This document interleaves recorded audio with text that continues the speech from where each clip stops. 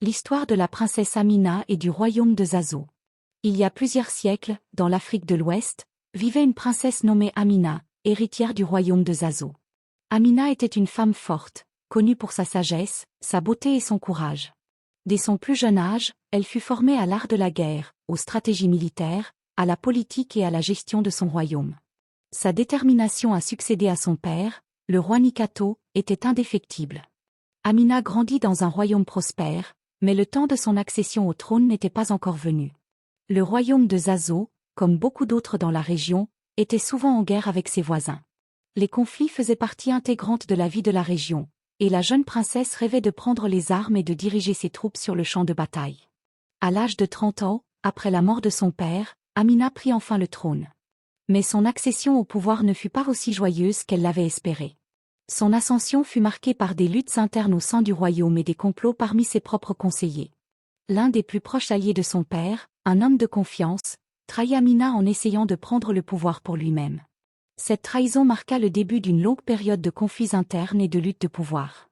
Amina se retrouva forcée de se battre non seulement contre des ennemis extérieurs, mais aussi contre ceux qu'elle avait considérés comme ses alliés.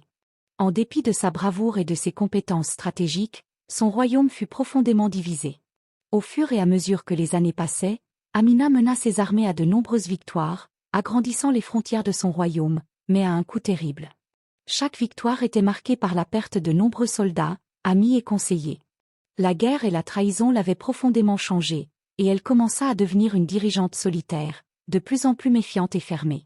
Finalement, après une série de batailles épuisantes et des années de conflits internes, Amina réussit à repousser ses ennemis extérieurs, mais à un prix exorbitant. Le royaume de Zazo, bien que plus grand et plus puissant que jamais, était désormais épuisé, dévasté par les pertes humaines et les divisions internes. Le peuple, qui avait autrefois vénéré Amina comme une héroïne, commença à se détourner d'elle, fatigué par les guerres incessantes et les luttes de pouvoir. Le plus grand chagrin d'Amina résida dans la perte de la confiance de ses proches. Elle avait tout sacrifié pour son royaume, mais la trahison de ses alliés, les lourdes pertes humaines et la douleur de la guerre l'avaient isolée.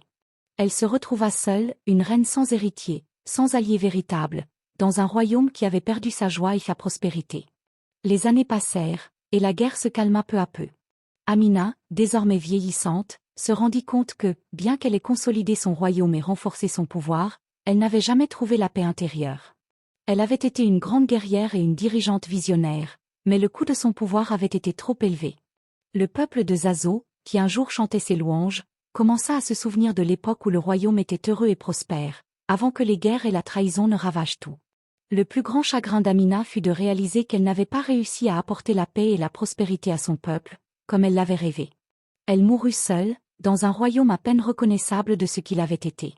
Les derniers jours d'Amina furent remplis de regrets, car elle savait que sa quête pour protéger son royaume avait été entachée de souffrance et de solitude. Ainsi se termine l'histoire de la princesse Amina, une femme qui chercha à défendre son royaume, mais dont la guerre et la trahison laissèrent une empreinte indélébile sur son cœur. Sa vie est un témoignage poignant de la manière dont la quête du pouvoir et le poids des responsabilités peuvent détruire même les plus grands leaders, laissant derrière eux un héritage à la fois grand et tragique.